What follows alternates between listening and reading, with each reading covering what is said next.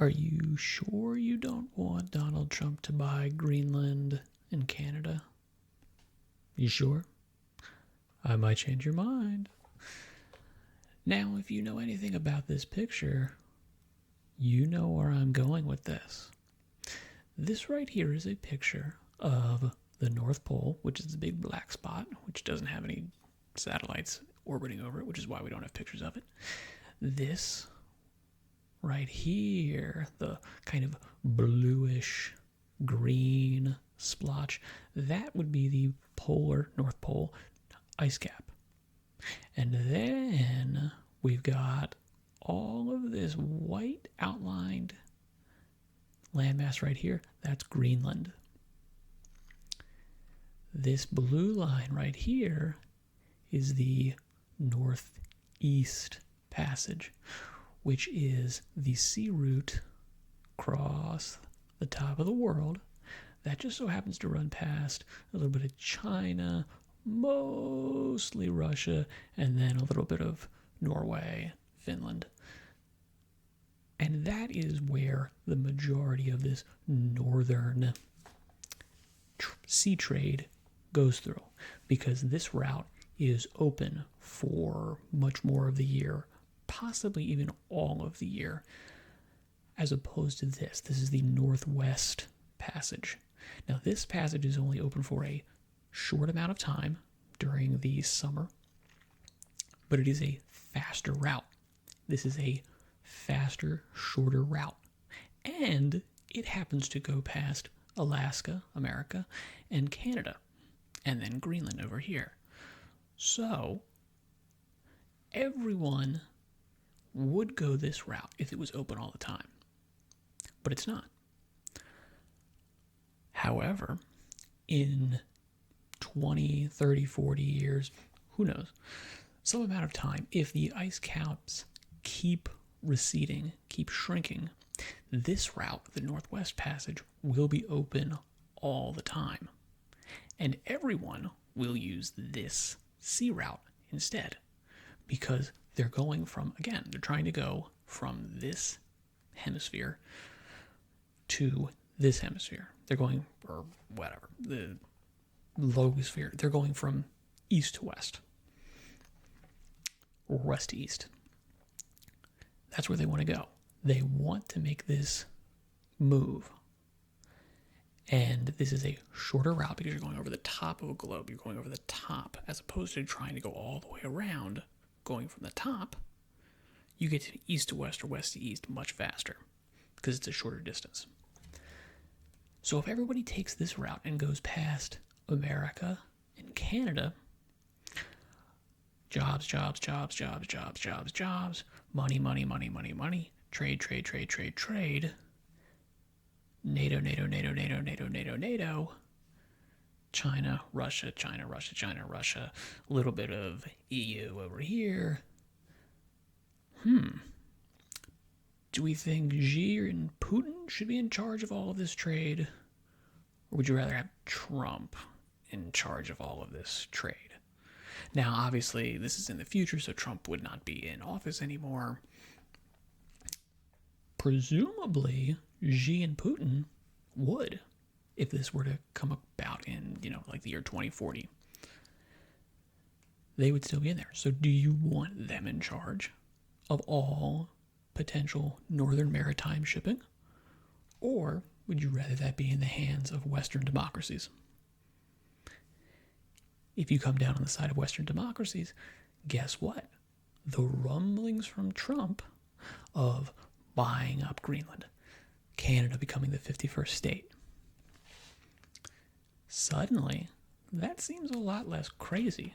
Seems a lot less ridiculous and insane.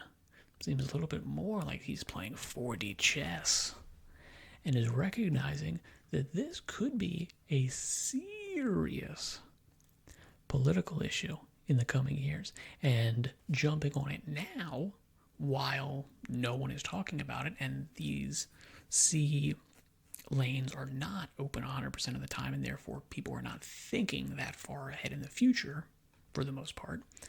This is a good time to get a good deal on it. And that does seem to be the case.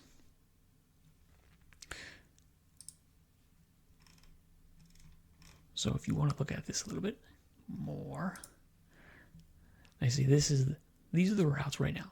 As I said, this is the Northwest Passage. The reason I showed you that map that didn't have any labels on it was because I was just wondering who would know what I was talking about right out the gate. But you see, this is actually an even better map because you can see how much shorter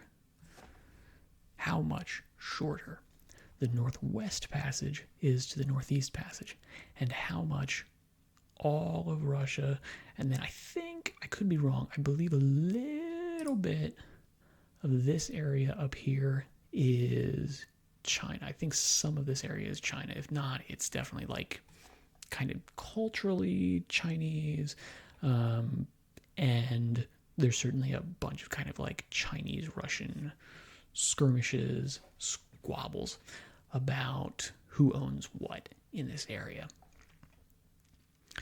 But again, would you rather have Russia in charge of this whole route and the ability to, if they wanted to, if they needed to, choke off all of that trade, all of that sea trade? Or would you rather have the United States of America, Canada, Greenland, NATO countries in charge of it, talking about it, in charge of and benefiting from all of this northern maritime shipping trade?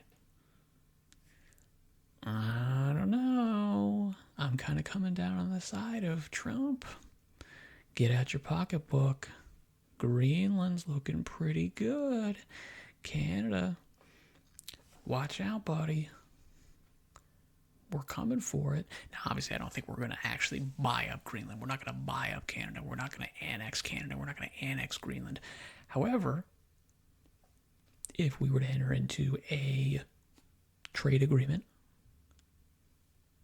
over the next 4 years that benefits, the most powerful country most, but, the other 2 or 3 less powerful but allied countries as well, I think that's probably a pretty good deal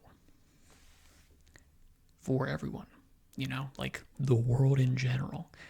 Because the other side of this is this shipping is not just going to Russia, to the U.S., to these. This is all, this is worldwide shipping.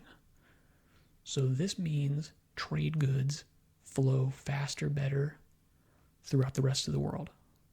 Everybody gets their goods a little bit faster, a little bit cheaper. Everybody's lives are made better by this deal as opposed to this deal. Even if we were to say, hey, look, both of these things, both of these countries, the U.S. and Russia, are 100% completely trustworthy at all times, this route is better. This route takes less gas to get across. So your goods are going to get to you faster and cheaper, as opposed to this one. And it just so happens that it benefits NATO countries, Western democracies, more than Russian and Chinese dictatorships.